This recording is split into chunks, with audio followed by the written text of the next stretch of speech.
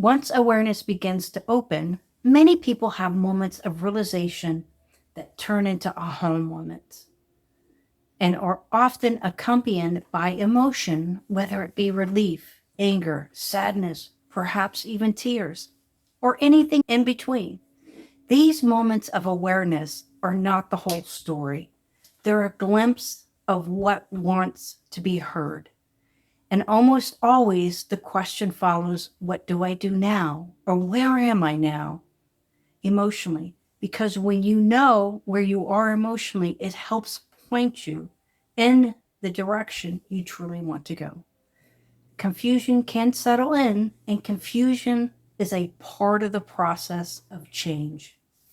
In this process of change, new insight arises so you can better understand the truth of where you are or how you really feel, so you can become oriented.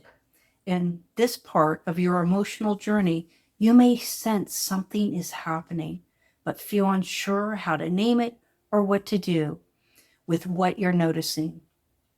And this is all very common.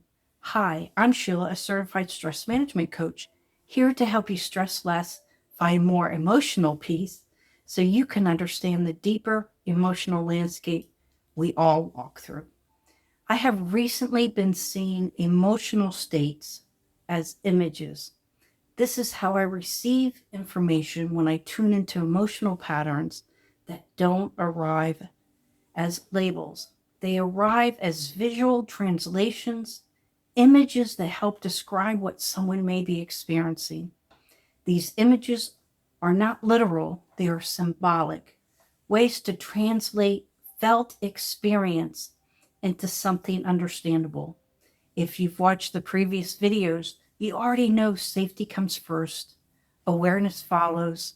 Today, we're adding orientation.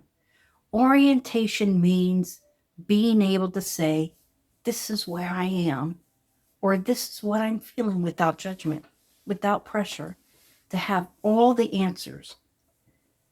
Many people think clarity comes from thinking more, trying to solve things with the rational or ego mind, but clarity often comes from knowing the truth of exactly where you are or what you're feeling, turning felt experience into something that makes sense.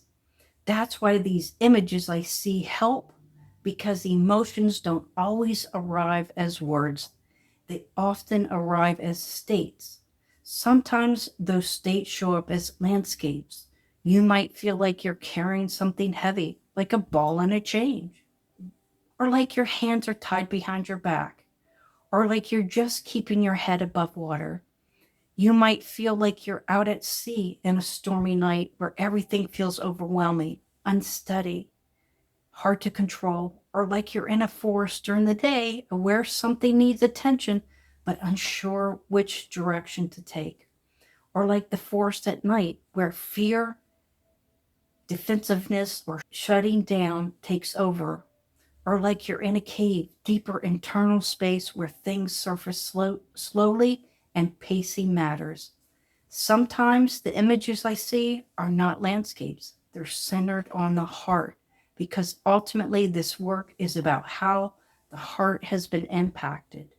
Emotional pain doesn't always show up as a story, it often shows up as a state, and the heart carries that state.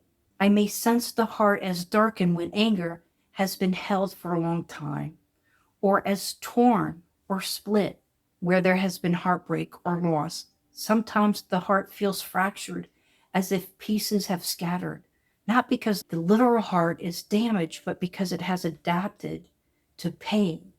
These images aren't judgments, they're translations, ways the system shows what the heart has been carrying. They help us orient to the truth of the heart and understand what it has held.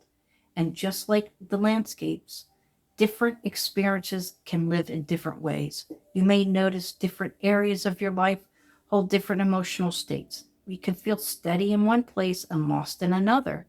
That's human. Orientation is about stopping to ask, where am I right now? Sometimes even placing one of the images I see to what you're feeling creates the clarity to know how to move forward. Before maps or GPS, when someone got lost, they stopped, looked at where they were, and only then decided where to go. This is what I mean when I speak about orientation. The same is true emotionally.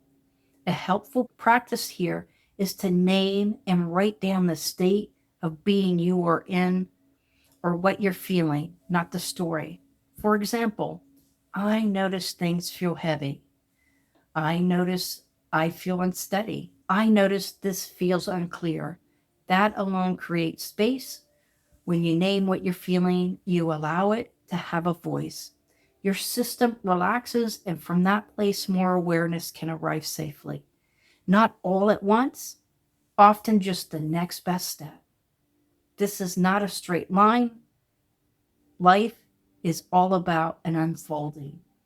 In the next video, we'll talk about timing and readiness and how emotional clarity unfolds naturally on your emotional journey.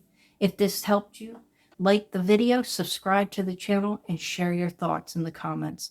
All resources are in the description and pinned comment to support your journey toward emotional peace. In peace, and until next time.